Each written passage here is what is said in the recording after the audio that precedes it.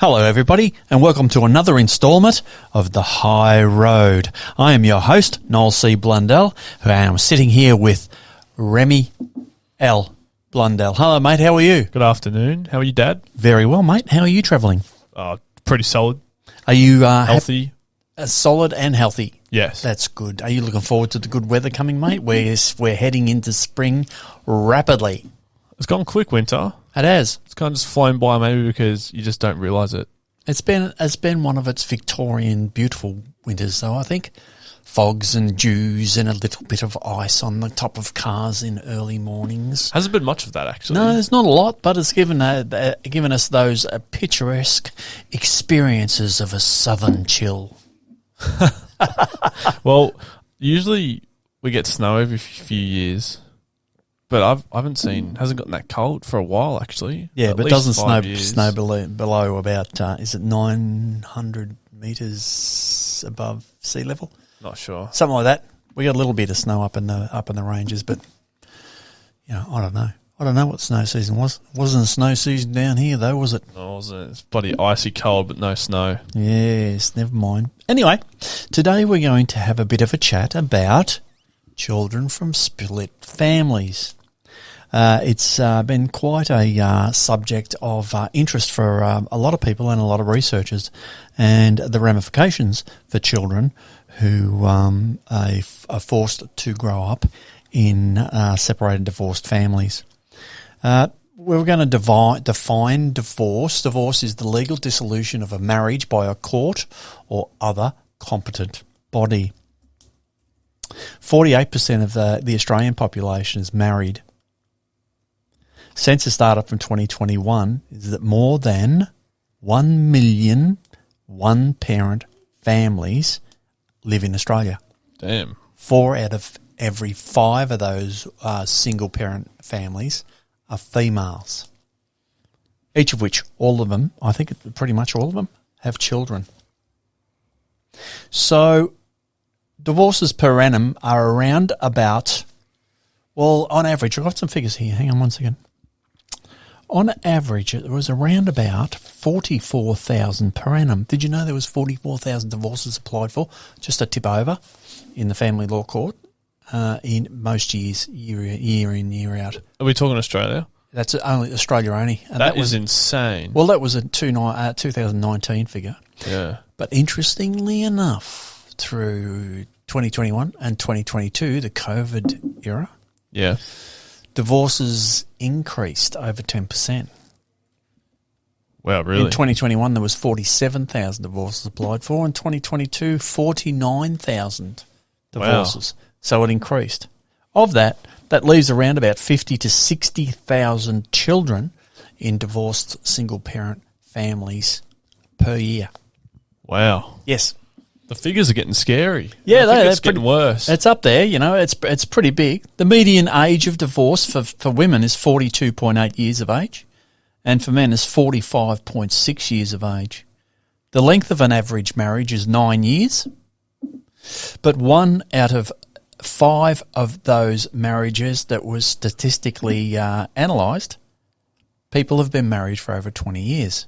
You'd think if you were married for over 20 years, you'd probably stay where you wanted to stay put, wouldn't you? Yeah, yeah. Well, unless it was abuse or something, but yeah. Not necessarily so. There's seems to be a growing trend in people who have been together for over 20 years divorcing, and people who are into their mature age divorcing. The numbers around divorce of people over the age of 50 is increasing. Wow. Yeah, it's amazing stuff. It's almost scary. It's like demotivating people to get married. And interestingly enough, although those numbers do seem to increase, there's a decrease here. The number of children involved in divorce has fallen. In 1970, it was 68% of divorces involved children. Today, it's 49% of divorces actually involve children. Yeah, people aren't having children as much. That's what they are saying. That there's a lot of families out there who aren't having children at all. At all. It's a considerable number. I think it's up around. I read your statistic before. I think it's 38.8% of families and marriages are deciding not to have children. Nearly 40% of the population and are deciding not to have children. Yeah, I think it's women over the age of 30 that don't have children. 50% of them will never have children, and 90% of them will regret it. That's a pretty evil statistic, isn't it? Well, Pretty scary not one. evil, but a scary one. Yeah, definitely. So today we're going to have a bit of a chat about children from split families and what's happening not what's happening, just general sort of a chit chat about that. It's a little bit hard to gather accurate information on outcomes, but it has been said that data has suggested that children from divorced family situations do have a tendency to they're on the side of falling behind in education processes and in their educational milestones, have a slighter increased propensity towards mental health issues with mental health. Truancy is a bit of a problem. Things along those lines. Depression is a bit of a problem. So I don't think those statistics are huge, but I certainly would think that would be pretty accurate. What do you think? Yeah, the research is crystal clear on that. Is it? Yeah, it's very, very well painted in research. The effects on children, they are less successful in almost every area of their life. They're not. I'd like to add on to that, though. It's not a foregone conclusion that if a child is forced into a situation of a broken family and grows up with a single parent, that they are actually going to fail at school, they are going to have a mental illness issue, they are going to suffer depression and an addiction and things along those lines. It's not a foregone conclusion, but statistically speaking, it has shown a propensity towards that. Was it? It's not all doom and gloom. Is it casual relationships don't equal causality or something like that? Yeah, what is it? Causation doesn't determine correlation. Yeah, something like that. I don't know. But And correlation doesn't determine causation. yes. That's right. Yeah, I think that one sounded more correct. Yeah. I think you're right. So do you have anything there that you'd like to have a bit of a chat about, mate? Yeah, I just dug into some research here, and there's loads and loads of research and statistics on the effect of divorce and split families on children. It's unbelievable, like what can happen. And actually this paper here says that politicians have lied about it. They say that there is very small differences between children raised in intact and non-intact families, which is absolutely so incorrect because there is so much research that offers evidence to the contrary. Just here, for example, the child may lose time with each parent. That is the first, I guess, effect of a divorce, which is pretty obvious. I guess people could kind of piece that one together. Correct. But there's heaps of things that come from this losing time with each parent because fathers spend less time with their children. I think you just read our statistic then, right, that single parent household families are women, mothers. Yeah, one in every five. 4 out of every 5 are female. Yeah, so the child may lose time with each parent, which is obvious. That happens all the time. The child may lose economic security. Yes, that is a problem. That's quite prevalent in all split family situations. It says women who divorced in the past 12 months were more likely to receive public assistance than divorced men, 23% versus 15%. Yes, well, that's an interesting statistic, and I'd like to sort of dig into that one as something a bit more, some research done recently, like 23, 24, and see if that's still the case. Look, I suppose the majority it would be, but again, that would be interesting to see if there's any fluctuation in those figures. Yeah. Even 5 years after divorce, mothers who remain single have only risen to 94% of their pre-divorce income, while continuously married couples have increased their income. 94% ain't too bad to maintain. Yeah. That's not too bad. Yeah, that's not too bad. That's a 6% disadvantage, and I get that. Okay, I'll get that. That is a disadvantage, but still to maintain 94%. In 2000, the median income of single mother households was 47%. that of married coupled households. Well, that's obvious, isn't it? 47% is around about 50%. Yeah. So if you lose a partner and you've got a double income, you're losing one income. So that's probably... That's yeah, why the child yeah. will lose economic security because the income like halves almost. You know, and then 50% of mothers have child support agreements, and 25% of mothers who have been granted supports receive no payments. That's a pretty high statistic there. But we need more research into that, I reckon. It seems a bit too general, just those percentages. Yeah, it does need to be dissected a little bit more closely, but I think no one is motivated to do that. And that's we've spoken about family law court systems here before, and it's a system that it's a system in desperate need of overhaul, and I suppose we could have a whole show on that. Yeah, unmarried women are more likely to remain in poverty compared to married individuals and unmarried men. I think like that's not surprising. But hang on, can you read that stat again for a second? Unmarried women are more likely to remain in poverty compared with married individuals and unmarried men. I disagree with that. Really? Yes, I do. Because a lot of women are forging forward in their careers, and they're striving out in their community. They're doing some amazing things. That just doesn't ring true to me. See, again, some of these statistics and some of the information that is circulating at the moment, I tend to ask how old it is. Oh, that one, what I just read out was 2009. Because 2009. Yep, so it's almost 16 years old. Yeah. So I would. And I'm just generally speaking here, I have no data on it. Women are forging ahead, like, amazingly. Yeah. In the area of careers. Yeah, like I come from a broken family, and my mum advanced her career right after the separation. Yeah, right. Yeah, I do see that. See how that and that's making.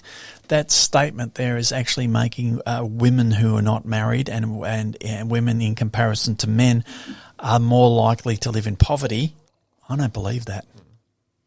I don't believe that either, because after I've seen so many like videos online and read a lot of forums where the father comes off second best, lose half the house, lose half of the items, lose almost everything, and then after they've worked their whole life to pay off the house and pay off the car, they have to leave all that and then go get a new mortgage and start again. And there's a government department called the Family Law System that actually chases them around and takes from their wages and things along those lines, which fair enough, you have to support your children, things along those lines.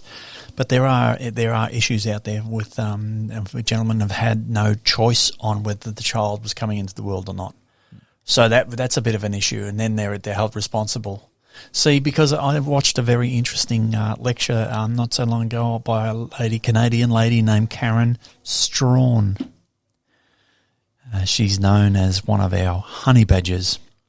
I didn't know what a honey badger was, but as it turns out, a honey badger who is a woman in this day and age that goes against the feminist narrative and advocates on behalf of men's rights and issues. Is that what they refer to? Honey badgers. That's what they refer to. That's what a honey badger is. Yes. Wow. Okay. Okay. So that's and they have a name. Yes, they have a name, and her name's Karen Strawn. She's quite a strong advocate of men's rights, and she's pretty amazing. There's another one out there. Her name is Professor Carmela Paglia. I think she's from the Philadelphia University. She's what you would term a honey badger as well.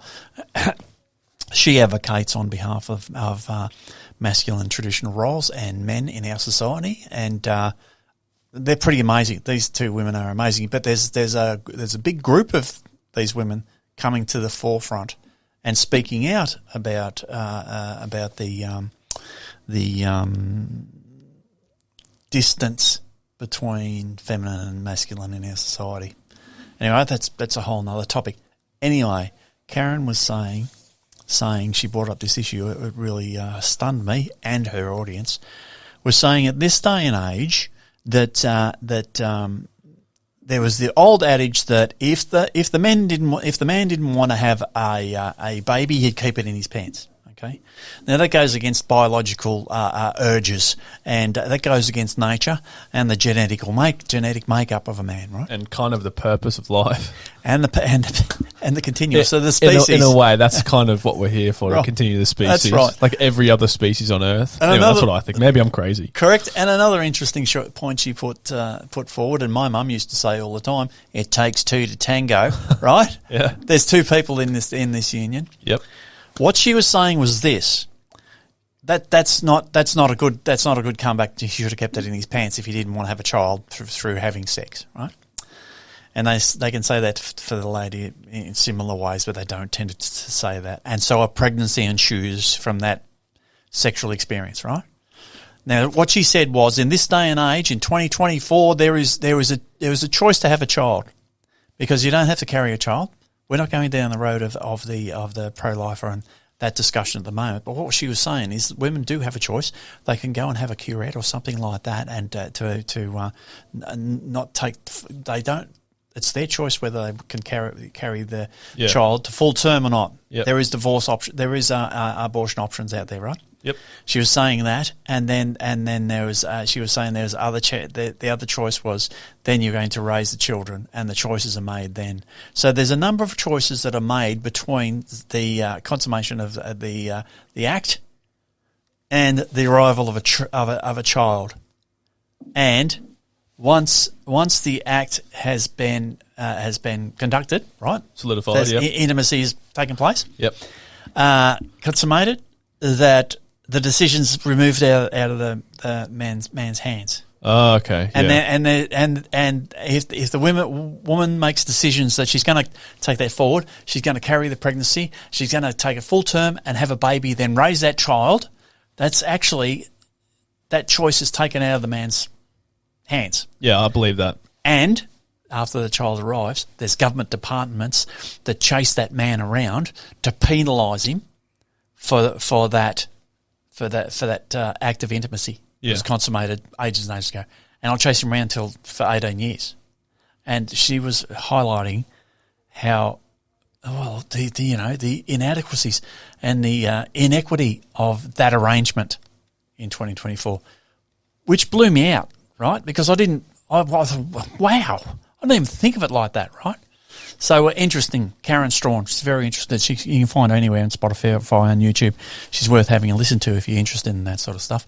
Sorry to change the topic, but no, that's right. I didn't really think of that either, because Yeah. that is, no one talks about that. No, It's they like, don't. is it a joint decision, or is it just up to the mother?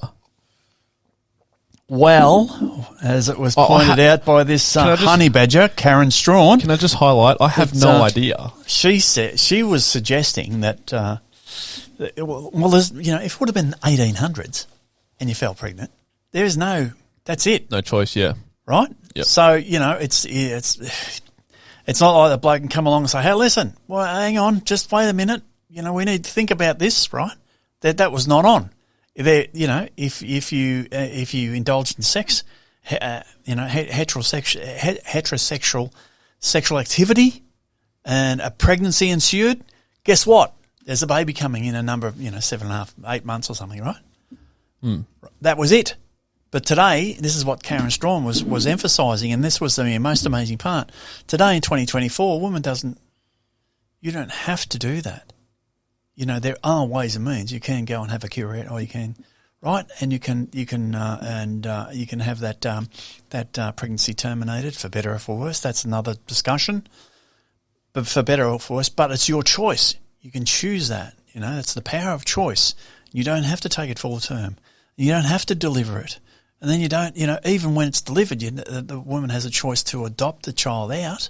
There's that choice again. There's a multitude of choices now in 2024, and women have never, ever been as empowered as they are in today's society to be able to do that. Yeah. Right? So I just thought it was astounding. Yeah, no, because I think it gives a bit of a different meaning to, there's kind of consequences on both sides in terms of, consequences of sex on both sides and delivering a baby, because the mother is, pretty much by default has to raise and care for the child. The father can leave. It happens a lot in society, but also the father can be followed and, I guess, approached by government agencies to support the child as well. Yep. So there's kind of consequences on both sides, and like that can go for 18 years. Yep. Until the child's an adult. So I guess it kind of puts more emphasis on careful consideration on and appropriate, responsible acts.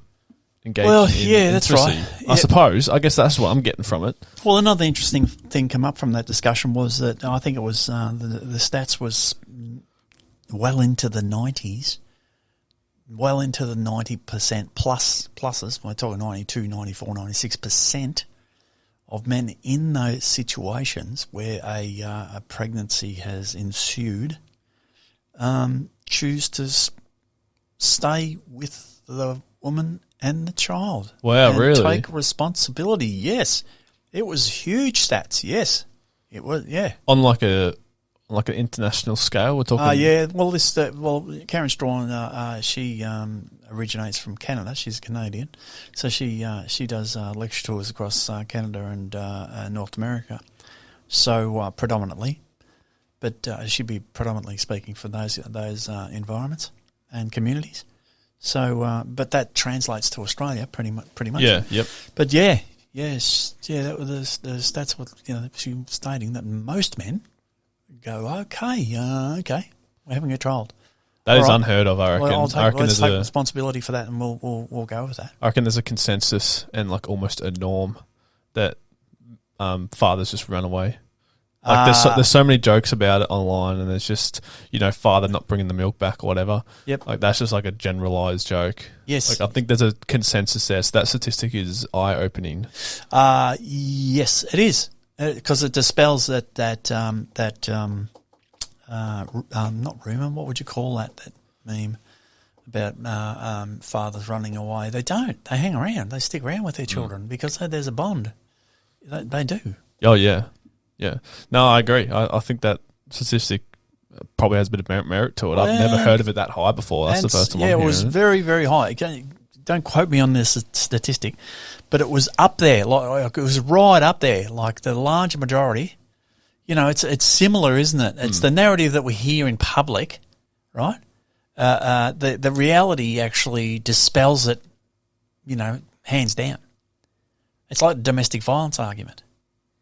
Under 1% of males engage in domestic violence. Yeah, that's true. Yep. That means there's over 98.9% of men who don't condone it, who don't indulge in it, who don't support it, advocate against it.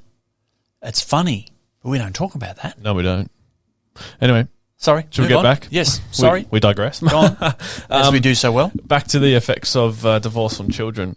And I'm really glad we're talking about this today, actually. Good. Because it was a really, really good topic to discuss.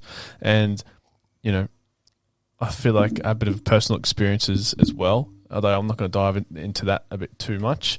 But yeah, great topic. Anyway, I'm going to continue along. The child may lose emotional security as a effect of divorce on children. And this mainly comes from a weakened relationship or a potential weakened relationship with the mother, because they are less able to provide emotional support. That's an old statistic from 1997 that may have changed. But a recent statistic, and still to this day, is divorced fathers spend way less time with their children. Way less time. And I think that's true. I think that still happens today. Fathers are not given a fair trial in terms of seeing their children, because I think divorced couples, if the mother is angry enough, can manipulate the system to take the kids away from the father for no reason. That's a very taboo and touchy subject, I know that. But in my experience, I've seen that. And I've really, really seen the effects that it can have on fathers and children. Okay, unpack your story just a little bit around the skirts. I've spoken to a lot of middle-aged men who speak in a friend group in a way, and they've all said the very similar things, that they know someone that's been accused of, touching up the child, for example, and then the court does no investigation, no actual type of interviews or like process to prove or disprove it, and it kind of just gets swept through.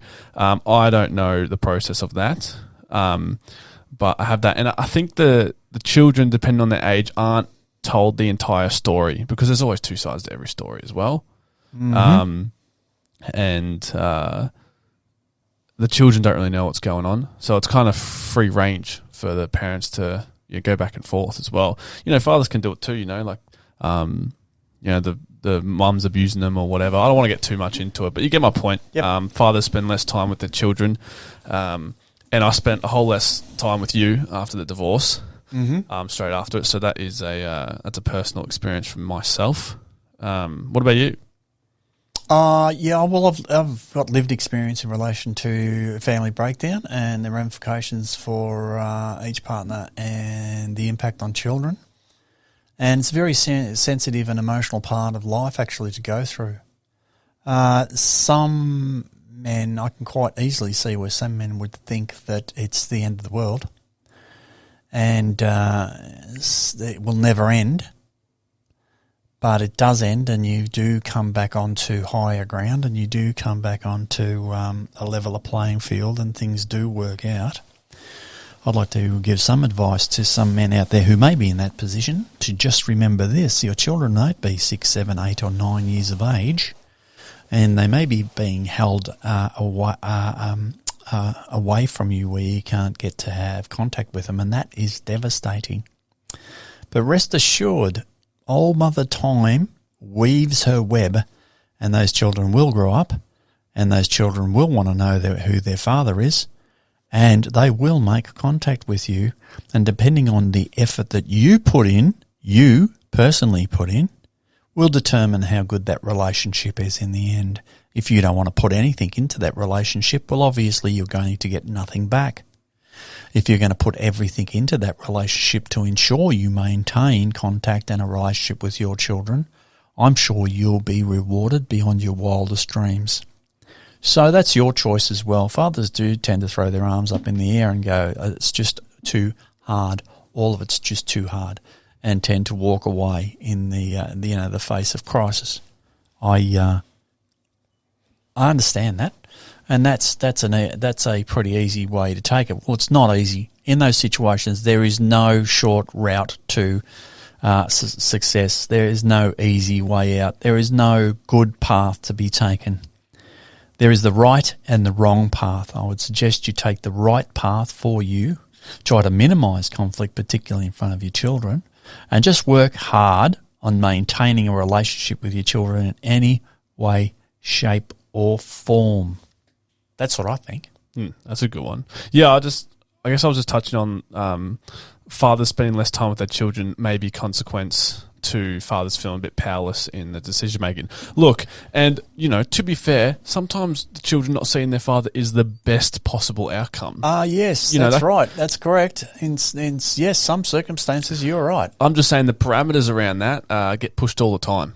Yes, but I'm not saying it's some circumstances children having no contact is the best thing for the family and the children. Look, ultimately, in the long run, the children need both parents. There's no ifs, buts, or maybes about that. And one parent or the other can jump up and down and spruik until they're blue in the face that how they can't see the other parent. Yeah. Right? Now, that might be okay in the short term. That might be fitting in the short term. But ultimately, at the end of the day, all children need both parents. And the children will get very unsettled. They're unsettled anyway with divorce and the family breaking down. The next minute, everything's uprooted and everything's different. Routines are different and all over the place. And nonetheless, but they will continue to be unsettled and potentially digress developmentally, educationally, psychologically, in all aspects of life, without that other parent in their lives, right? So it doesn't matter at what level the absent parent comes back in their life as long as they make that attempt. Right? Yep. Really, it's imperative. It's imperative for the well-being of the children. It's imperative for the well-being of the absent parent who feels isolated, unless that's what they want to do.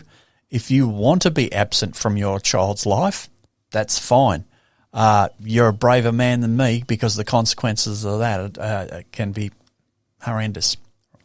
But most people want to maintain some sort of contact with their children. It's the only way to do it. It's the only way to have it. Yeah. It is. It truly is. I got a whole list here. I know we went through with your family breakdown. We went through hell and back, and there were moments there where it was difficult to see you. But I just maintained through that whole episode of life, our lives, that didn't matter. There was nothing was going to keep me away from seeing you guys. Even to the point of just chasing you up the street on your way home from school and pulling you up and saying, "Hey, how you going? What's going on? How you been?" Right? Yeah. So it was just that availability and being there in the same town. That's why I stayed in the same town, the same regional town. So we had that opportunity to bump into each other, regardless of what the relationship was or what the circumstances were, to reduce our ability to touch base and see each other. We were still in the same small rural town where I could see you walking up and down the street and things along those lines. And that worked very well. Yeah, it did. So you've got a list of? Oh, this list just goes on from research. It says the child may change his or her outlook on sexual behaviour. And how to conduct intimate relationships. Yep. The child may lose his or her religious faith and practice. Oh, really? Yeah. Okay. I've never heard of that one before, which is interesting. Yeah, that's it. That is very interesting. Well, you would think that people would turn to faith in those times of crisis to actually help them through that hard patch. See, the priests in bygone era, priests were played a major part in marriage and children coming along, things along those lines. They were an integral part of a family. In fact, if a young couple decided to get engaged and were going to get married, they had to go and make an appointment with the priest to go and have a chat to him about roles and responsibilities and what was expected of you once you got married. Did you know that? No, I did not. And they had to tell you the right way to go about it and things along that. Yes. Do you think a loss in faith has kind of contributed to family breakdowns? I think so. I think so.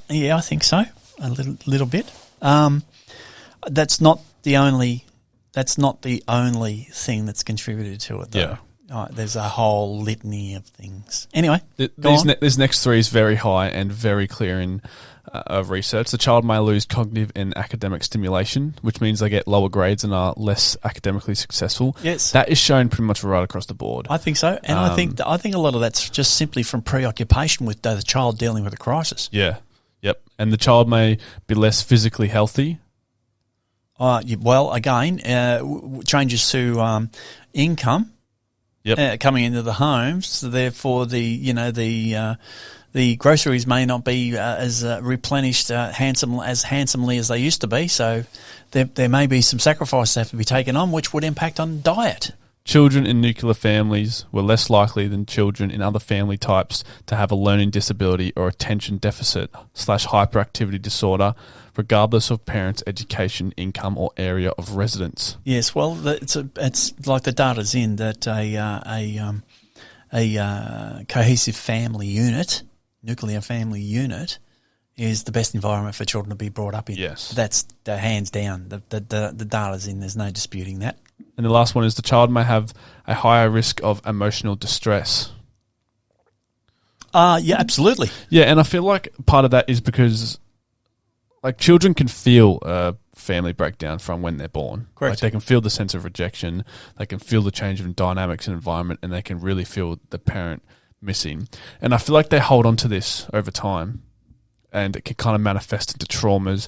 It can manifest into poor decision making, poor judgment, and all these things in terms of potential partners and relationships, which then increases, emotional distress. Yes, with things, because to this day, it's people say that every problem we have today, drugs, prison, gangs, domestic violence, all stems from broken families. But we're not focusing on the root cause. We're not focusing on the broken families. We're chasing the side effects. Yes, we are. And I think that's very important to highlight, is that why is there no root cause or focus on broken families? Maybe there is. Maybe not. I don't know either. I think we are dealing with the with symptoms of the disease, not the disease itself. Yeah. For want of a better word, but I was looking for a metaphor, realistically, and no, we're not. It's funny you mentioned that. We deal with the consequences of the fallout, not what is creating the fallout. What are the antecedents to the problem arising? Yeah, because I think it's learnt behaviour, a lot of it. It's like if, having an abusive father obviously has terrible impact on the son, but the son grows up in that environment where it may be normalised. Well, what happens is it is normalised in that family network. That is a strategy to deal with it, how you deal with a certain problem. Yep. Right? Is violent outbursts. Right? I think that way of strategizing is diminishing as our society has a zero tolerance on violence. Right? I think that's diminishing. But it's still prevalent in our society. Yeah. And some people still haven't moved along with the times. But I think that is reducing in size. I have a question for you. Children that are raised in separated families, when they carry this trauma or potential distress over time, do you think the children identify with that trauma, therefore they attract it and seek refuge in it and feel inadequate if they don't identify with that trauma and they don't know it? Of course, people can fall into personality types where they do identify with their trauma, illness, disease or situation. Again, it's a holistic thing, genetic and environmental as well. Depends on what sort of environment they've grown up in. It depends on their genetics. Depends on what was the personality of their fathers and mothers and grandfathers and things along those lines. They may have grown up in a household where that's what everybody did. Yeah. Yep. Right? Grandma was diabetic and grandpa had a bad heart and mum was asthmatic, right? And so I've got Asperger's, whatever the case may be. Yeah. Right? So that's a family who identify by their health inadequacies. Yep. Right? Some of them don't know it though. That's what it's subconscious. That's what I wanted to talk about. The trauma that you mentioned prior to that was that a lot of children will carry the ramifications of the trauma of the marriage breakdown and the divorce and separation of family subconsciously. Yes, that's what I was getting to. Right? Was a subconscious carrying of it, and it dictates their decision making, their judgment, their interests in partners. Correct. Subconsciously. Subconsciously. Which only just it's a feedback loop, which only they're attracted to poor partners that don't treat them right. Correct. That's correct, because that's what they've witnessed in their childhood, growing up in that relationship. Yes. Yep. That is correct. That I believe that has a lot of merit. Yes, I think that's very true. And I've spoken to a lot of people like that, and most of them have been women trying to navigate the dating life. Yep. And when you talk to them a bit about it, it's all about the childhood, family breakdowns. Yep. And you kind of see where it all comes from in a way. Because if you had a perfect marriage and in that environment, then you're raised in thinking, I need to get married. Yep. I need to find the right person. But they sometimes, being raised in broken families, you kind of think that's normal, just, not staying with them long term, not wanting to commit. Yeah, all right, that's right. If anything goes wrong, you can get out of it. Yeah, exactly. And, some of them are, really terrible situationships. Yes. So I get that. And you may need to move on. You may need to pack up and forge out a new life and take a new journey. You may look. We all make at some stage of our lives. We all make poor decisions. Yeah, of course. That's just simple. We all do that. That's all part of learning, right? If you made 100% good decisions all the time, we wouldn't be sitting down having a podcast, would we? Yeah, that's right. Right? We wouldn't even be talking to each other. We'd probably build our ivory towers and go and live in them and be isolated and live happily ever after. Yeah. I don't think so. But if you get what I mean, the whole learning experience stems from our how many mistakes? Mistakes. So I've always said, since I started to learn guitar some time ago, making mistakes are wonderful, because when you're trying to play an instrument, you make mistakes all the time. You just got to get over it and keep going, and that's called practice. That's how you hone your skill, right? So with each mistake, you're one step closer to having a successful outcome and achieving your goal. That's why I think mistakes are good. We learn from mistakes. Mistakes is an ability to tap our skills and our life's experiences into a pathway that'll take you to the goal you want to achieve. That's what I think. Yeah, that's really good. And so mistakes are good. We all make mistakes, and that's it. I just want to bring up one more thing as well, just quickly. If you are, an individual who has had a family breakdown, and you are potentially, struggling with dating life or whatever, or wanting to know how to reach your full potential in terms of reversing childhood habits and what you've witnessed previously, there's one thing that I usually say, and what I've realised over this last few months, because I am a son, I'm a man that has come from a separated family. What helped me through it, and this is going to be pretty difficult for people to come to terms with, is you have to internalize it. You have to internalize your decision making. You have to look in your past and within yourself to kind of identify why it's happening. And it all becomes together once you educate and watch yourself on how you are going about things. And that's how I learnt, what I wanted in a relationship, what I wanted to get out of life, and being with someone I love. Because I feel like we fall into this trap of externalizing all of our issues, particularly if they're from childhood. Because what people kind of forget is that you may have had a terrible upbringing, and everyone has childhood trauma and dealt with difficult things, whatever it may be. But as soon as you turn 18, they're no longer your parents' issues, they're yours. And good point. Finding externalized, entities, patterns or externalized things to kind of explain and scapegoat the consequences on yourself isn't going to fix it or change anything. So internalizing it is a very hard thing to do, but very rewarding. And I just want to say that. And that comes through education. Yes. In a way. So self-education when you can become old enough to be able to pursue some sort of inner growth. Yeah. That's why it's worth working on yourself constantly. I believe anyway, constantly working on yourself, constantly finding your Achilles heel, constantly finding those barriers that annoy you or something that, gives you the irrits, and then leaning into that and finding out why you're getting that and seeing what's going on, because it's a fulfilling journey, and you're a piece of art in the making. You are an experiment and a research project on the go. Right? That's right. And I think it's most worthwhile to push yourself in every aspect of your life as you possibly can, because you never know what's on the other side of that door you're opening. Yes, the doors are scary to open, right? And it can take everything you have to force that door open in your mind, psychological door I'm referring to. I'm using a door as a metaphor. And go into that place in your mind or in your psyche or in your emotions and have a look at that. But I can guarantee every time you do, you will be rewarded beyond your wildest dreams, which will only take you on to the next doorway, obstacle, barrier, emotion to have a look at and make your way through and see what's on the other side. I can't applaud you enough to do that.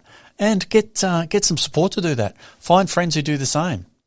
Find people who read books. I find in inspirational books and inspiring motivational books and things along those lines can provide people or provide you with some really good ideas how to forge forward and have a look deep down into yourself and see what makes you tick. Fantastic. Some people look at that as a journey fraught with danger. And I suppose in some ways it could be, but realistically, I think it has huge rewards if you dare to work on yourself. Yep. I always aim for the highest possible for yourself. Always aim up. Don't aim down. And you will surprise yourself of what you can achieve. You'd be sitting there thinking to yourself, I could never achieve that. Well, if you work towards it and aim up, not down, you will be amazed. Yeah, I always think to myself, I think there was this quote that was, someone asked this other person who achieved a goal, and it was, how did you know you could do that? And his response was, I never thought I couldn't. Well, that is a very good start. If you believe something will come true, and you put it in the forefront of your mind, and you do think about it, you start to take small steps in the direction of attaining that goal. E.g., I want to go back to university and get a degree. I always want a degree. I'm going to do that. Well, get on the internet and have a look at the universities that are running the degree you want to study. See what the reviews are saying by other people who've done it. Have a look what the process is. Look what the requirements are. Can you achieve that? Do you have to do a bridging course to ensure your acceptance into that course? Even go a step further and email someone at one of the information sessions and ask if you would be eligible, or how would you go about finding out or speaking to somebody to find out if you are eligible. Start taking small steps in the direction of your goal, and the universe will move in mysterious ways to provide you with every resource you need to get there. Always aim up, right? It's the only way to go. And you never know where it's going to end. Imagine if we all did that. What sort of world would we live in? Think about that. We'll never know. We might finish up on that, mate. What do you think? Perfect. Thank you, everybody, for having listened. If you want to be involved in this discussion and dearly like to hear your comments or any ideas or something you'd like to hear us speak about, please contact us on all our social medias or on aimedmen.com. Get on there and give us a hoy. And tell us if you like the show or not. We're always looking for supporters, followers, and people to subscribe. You'll find us on Twitter or X, Facebook, and YouTube. Take care. Thank you very much. We'll be talking to you very, very soon, and I hope that was informative. Take care. Thank you, everyone. Thanks for listening. See you soon. Ta-da. Bye-bye.